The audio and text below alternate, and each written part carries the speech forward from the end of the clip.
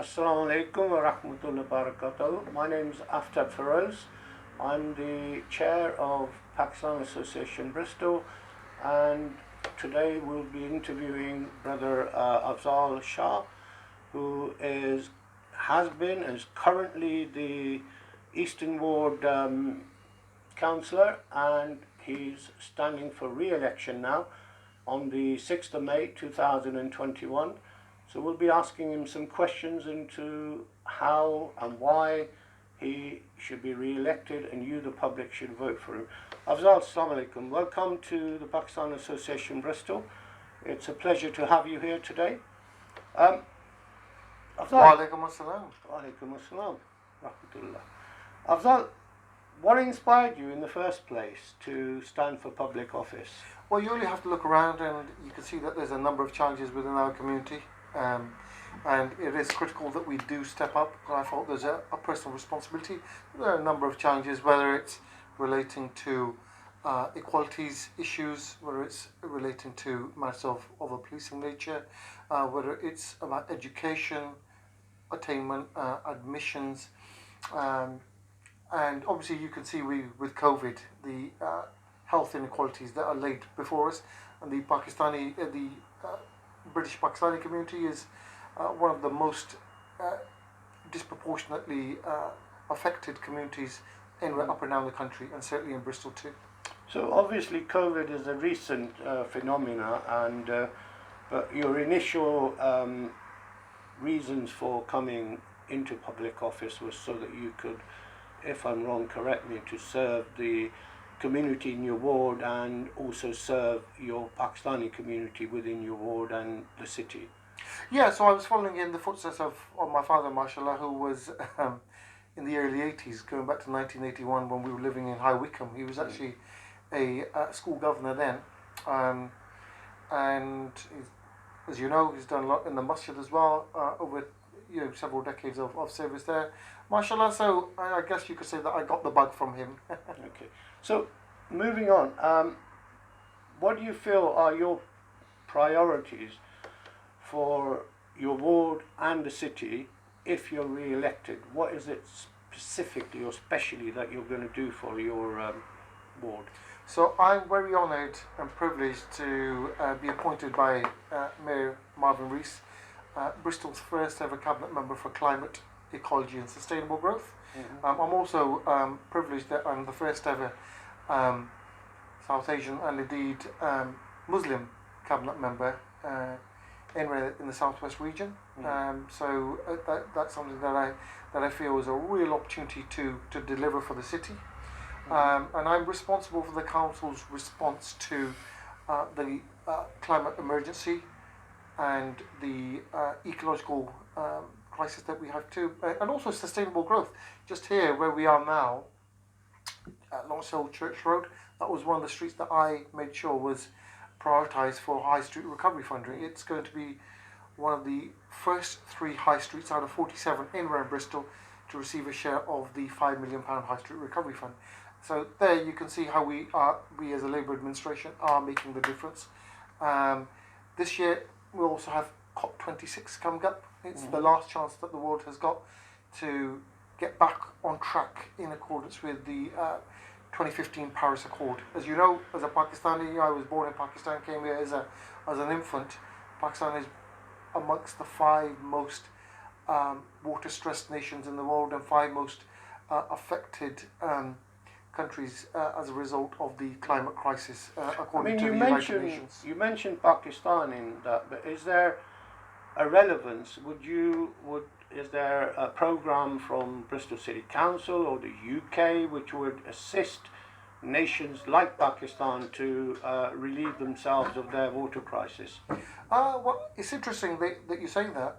I have been in touch with academics and engineers at the University of West of England. They've got a very specialist team there in terms of doing work in the geological field, and also they have a great track record around desalination and looking at some of the challenges with groundwater around the world. So there's that expertise, and it's only right that we that we reach out to them. And actually, if you look at the mayor's one city approach, that is about bringing the public sector, the private sector, and third sector organisations together to tackle the challenges which we have before us. So, So would it be in that similar spirit. Would it be safe to say that you would be influential in maybe putting the UWE and departments within Pakistan in connection with each other? Maybe they can work together and help relieve these efforts as a councillor. So those conversations have already been had, but I realise that I'm only one part of that jigsaw. Certainly, that intent is there and that will is there, but it also means that other key organisations in the city, including the Pakistan Association of Bristol, including the High Commission, that they've got a role to play as well. But absolutely, I'm completely up for it, because this is something which affects us all. The climate crisis is one of the biggest, if not the actual biggest crisis that us and our children will face. The planet faces. Yeah. Okay, moving on. Thank you for that. That's interesting to learn. What do you feel, or what do you see, is the biggest challenge for the Pakistani community in Bristol itself, and how do you feel that you, if you're re-elected as a councillor for the Eastern Ward, how would you be able to help our community, the Pakistanis of Bristol or your Eastern Ward? How would you be able to help them to move forward? So there are a number of challenges, but I would say at this specific moment in time, for me, it has to be COVID and how we emerge from COVID. The community, the British Pakistani community, and even Bristol's Pakistani community, like many other demographics, has suffered immeasurably. We all know many people who have passed away, even in Bristol. I've lost many friends of different ages in the city, and here we are in the month of Ramadan. Families, when they gather at the table for iftari in the evening to break their fast, some of those seats are not filled because people have actually passed away.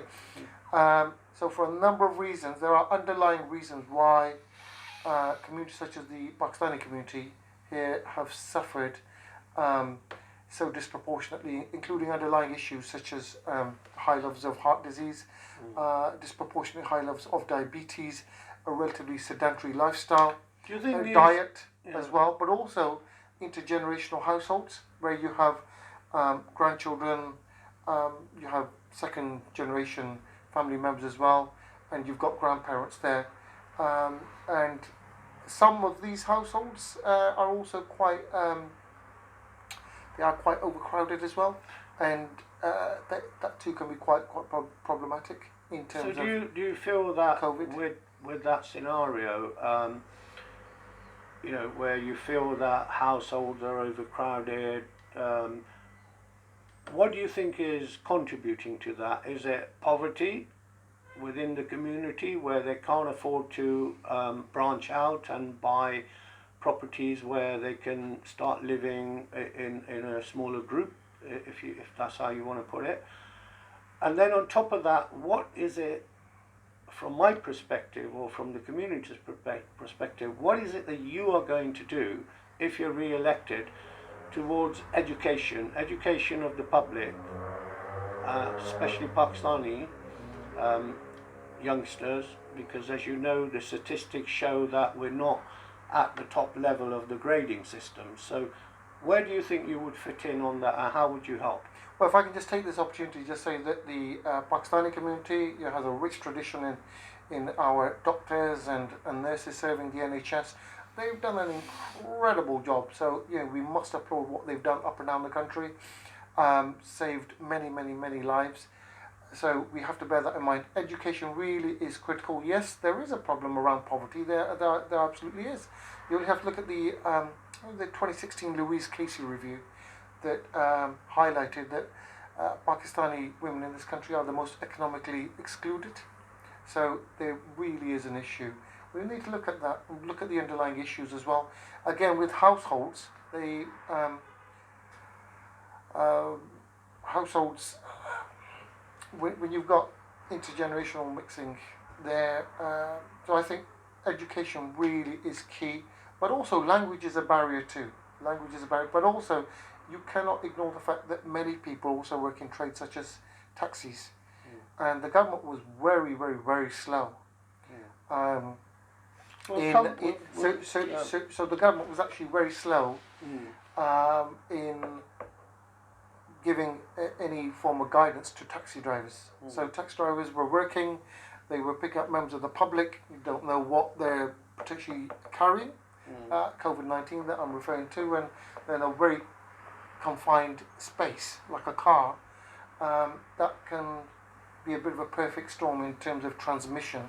I understand that. That's something. But also, just briefly, also other lines of work such as security guards, the retail sector, shops, people coming in. That's one of the reasons that we have been affected. But just going back to intergenerational households, we also do have a very strong tradition of the wider family unit being very close knit, and that is something which we prize, and that's something which we do cherish. So me personally, I don't want to see us losing the close knit family, but I think education really is key. I understand. Thank you for that. But also making sure that that we understand the health implications of COVID. I understand that.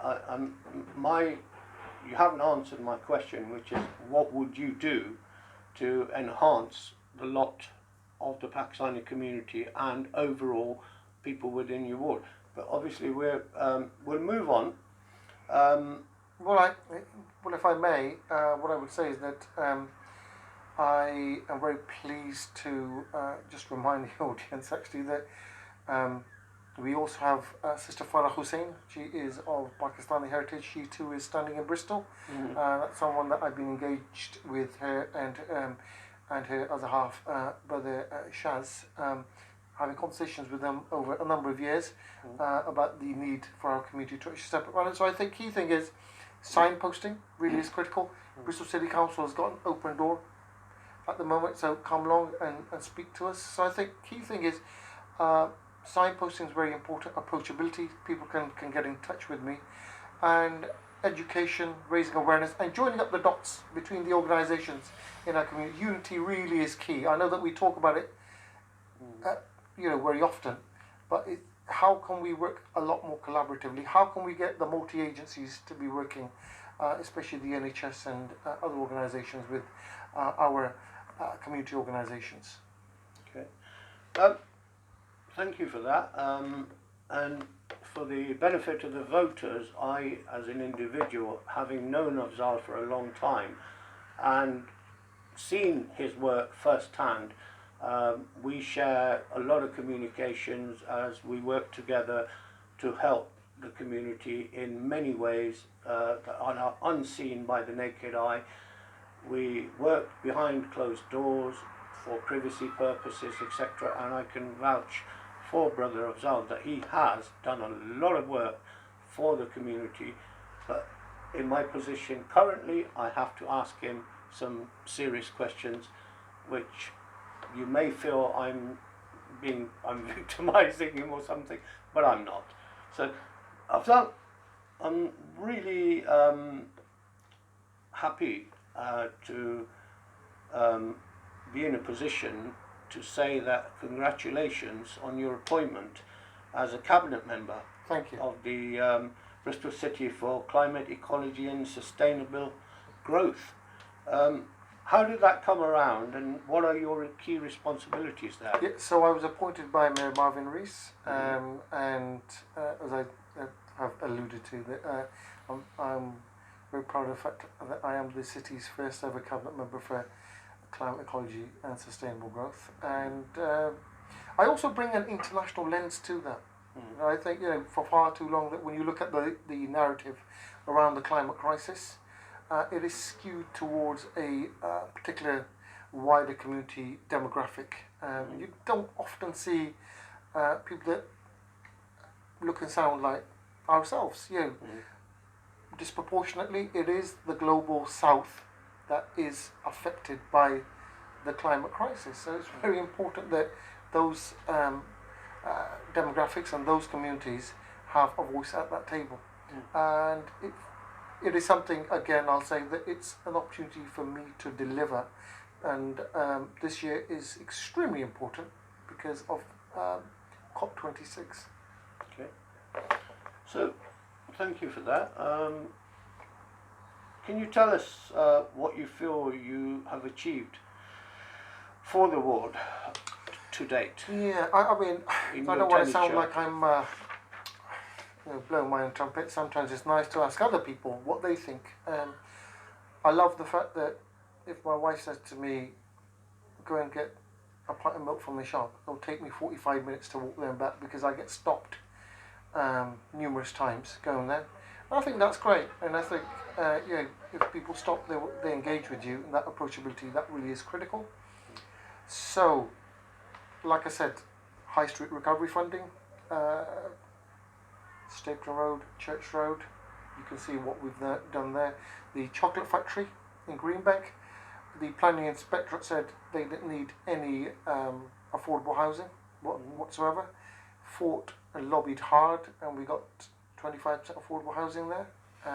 When you say we, do you mean from your personal efforts or from those of your party or the current administration? Yeah, so it would be unfair for me to sit here and take all the credit for that. Ultimately, there's an element of teamwork in pretty much everything that we do. I think that we have to be sincere about that. You have a running mate as well, don't you? We do, but Deborah Newick. But I'd also like to say about Councillor Ruth Pickersgill. She's been my co-councillor in Eastern Ward since 2016, and she's fantastic. That's why I say we. But the chocolate factory, that's a classic example. You look at St Mark's Road, £62,000 of community infrastructure levy funding. Choices Energy Project, which I was instrumental in delivering, the first innovative low carbon underground heat source pump energy project at Owen Square Park in Easton. That was a near £750,000 project that I delivered. So these are a few examples. I've done community speed watch around Easton very often. I'm helping develop an ecological garden as we speak at the moment. And what I would say is that there's hardly any organisation in my ward, hardly any business that can say that I've not engaged with them. I think that really has to be key. And I've also done a number of other events. Just briefly, I did the first ever town hall meeting anywhere in the UK to discuss the issue of Western foreign policy, bringing young people, because there was a concern that about young people and the threat of radicalisation, and one of the recurring themes was about foreign policy. So I felt it was critical that we get our MPs, all of our MPs, to come and sit down with young people, with academics, invite them and have that opportunity. And that meeting was so successful, it was extended, and we agreed to sign a statement that would then be hand delivered by us to 10 Downing Street. So these are some of the things, but as anyone who knows me, whether it's on the policing front, I've pioneered a community walkabout with the police. There's a lot of work that I've done to actually tackle fly tipping in the ward as well. And also you were I'm influential, and also some would say influential, but I know for a fact that you were one of the main instigators of the iftari. Yeah, I can say very confidently sat here that that it was that you are looking at the founder, and Muhammad Al Sharif as well, mashallah. But again, I have to say this: it would be unfair to say that given its recognition and its success, it would not have been possible without the volunteers. I appreciate that, and I go with your views on that. And I mean, I've seen the backroom work on it. Thank you for contributing, because you've also contributed financially.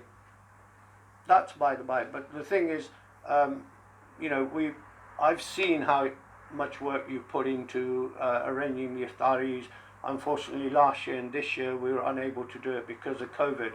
But congratulations on that. I think that's a fantastic achievement by yourself and your fellow council members, etc., who've helped you in this, and obviously the volunteers. The volunteers work very hard and producing, you know, several thousand meals and then distributing them within a very short time, laying down carpets, etc.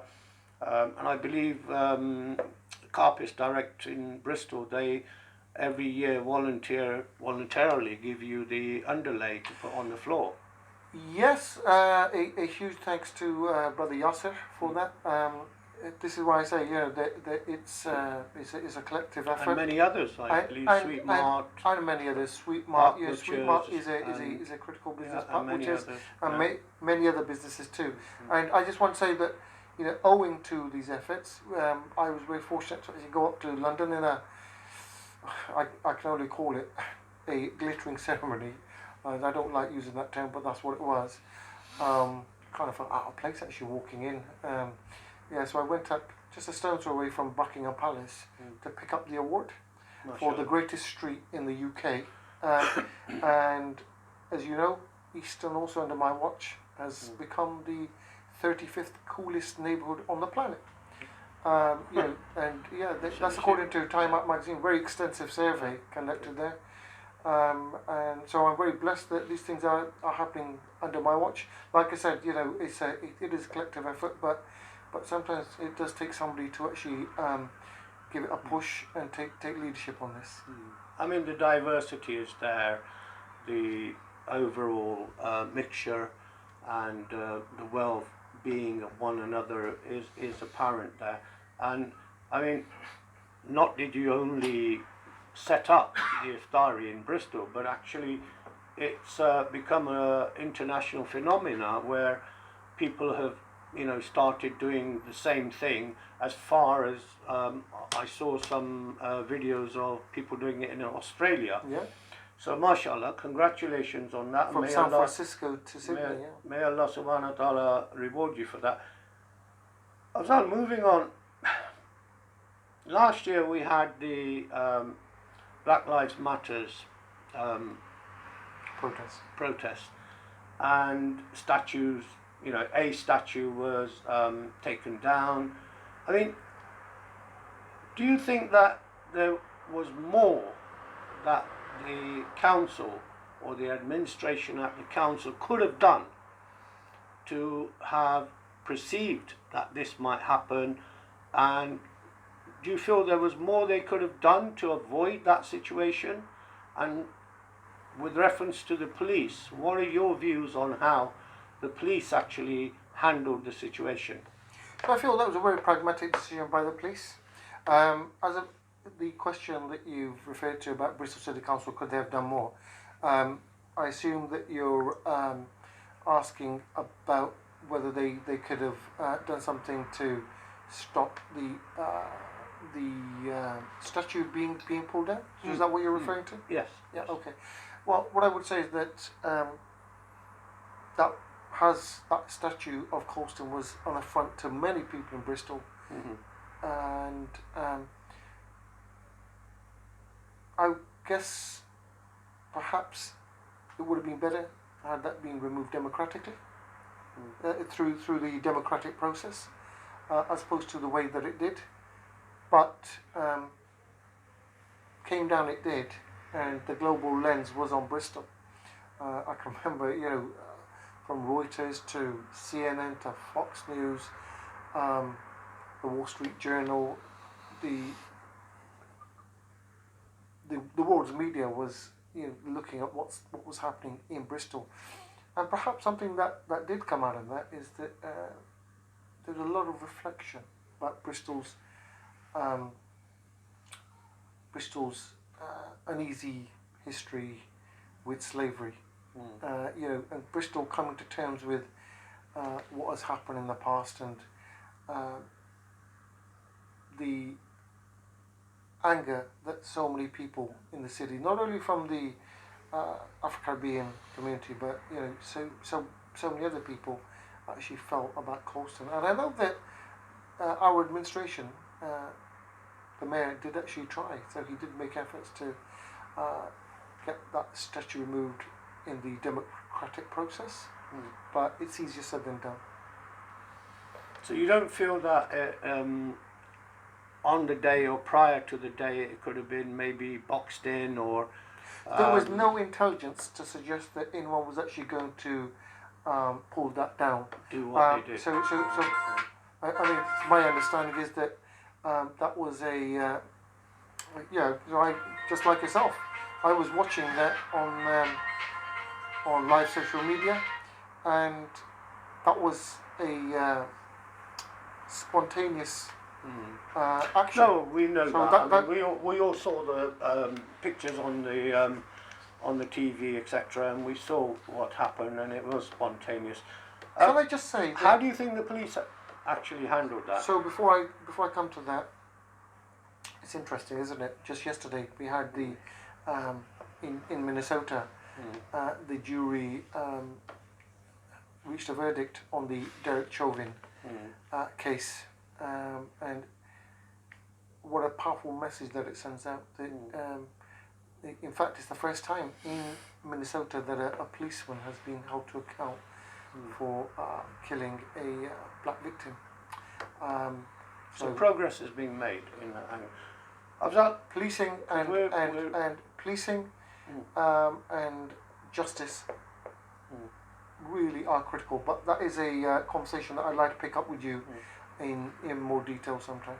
So before we end, can you sort of give us some sort of your views on how you feel that the Bristol City Council, current administration, future administrations can start looking at and providing safety for women, female, young girls, etc.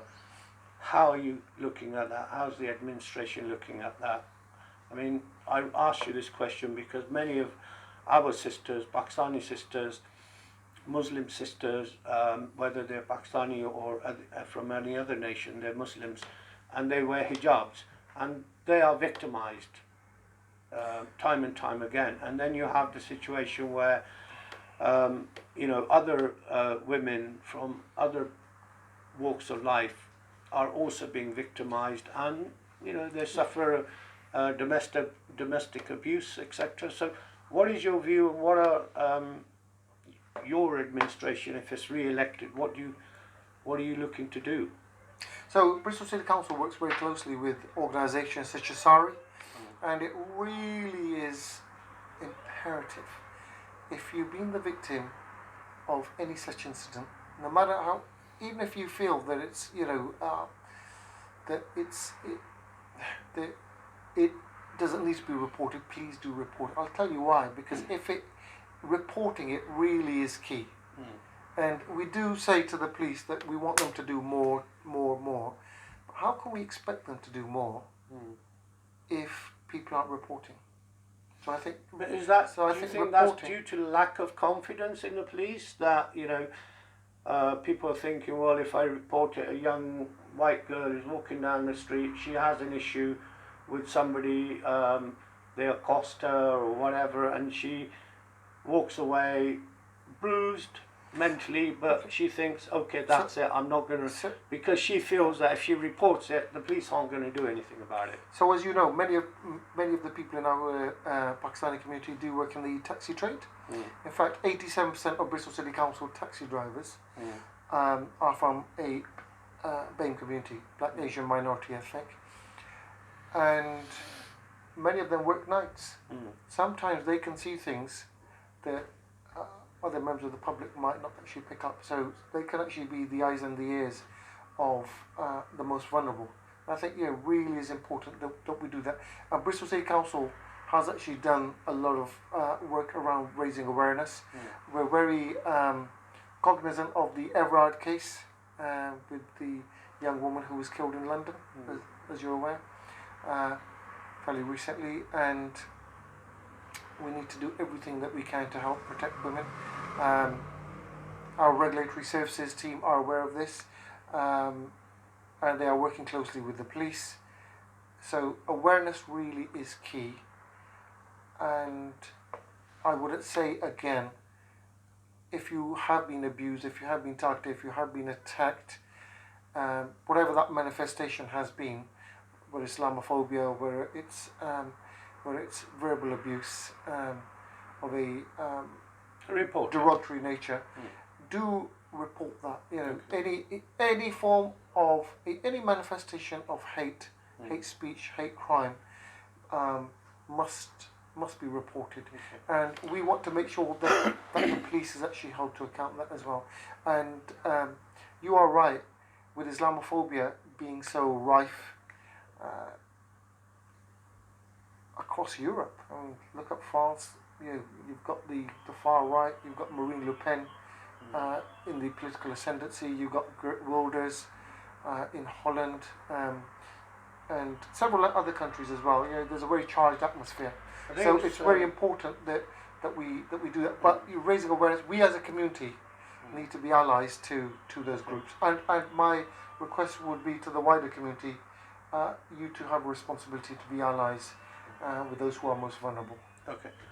Just to conclude, because as you can hear, the azan is going and Rosa is about to open. If you're re-elected in your ward, Inshallah, what would you specifically be looking at targeting to do for the Pakistani community?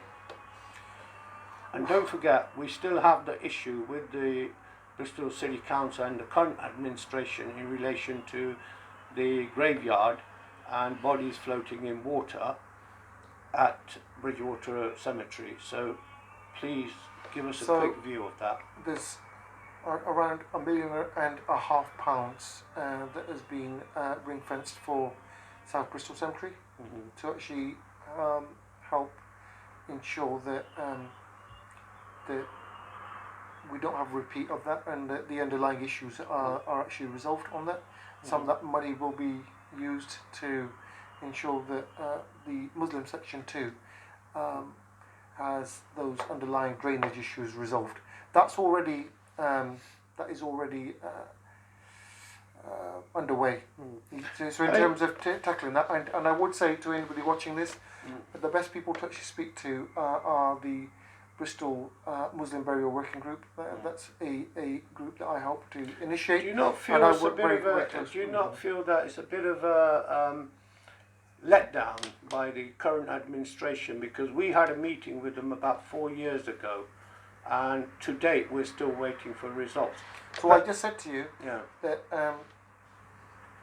very proactive, assertive efforts are underway to resolve that, and I would ask you to speak to the Bristol Muslim Burial Working Group. We'll catch up on that one. They will tell you about the progress. There's very real progress. I absolutely feel that even one case is one case too many where anybody has suffered, and the council has apologised. And actually they were my constituents. We'll pick up on that again on another day. To conclude, Afzal, many thanks for taking your time out to come and see us and talk to us and give us your views and your feelings on why you should be re-elected and what you've done for the community today. Thank you very much, viewers and voters. May Allah be with you. Jazakallah khair. And Allah Hafiz. And please vote Labour on 6th of May. Vote for Mayor Marvin Rees. Vote for Afzal, Shah, Deborah Newick, and all of our Labour colleagues in Bristol. Jazakallah.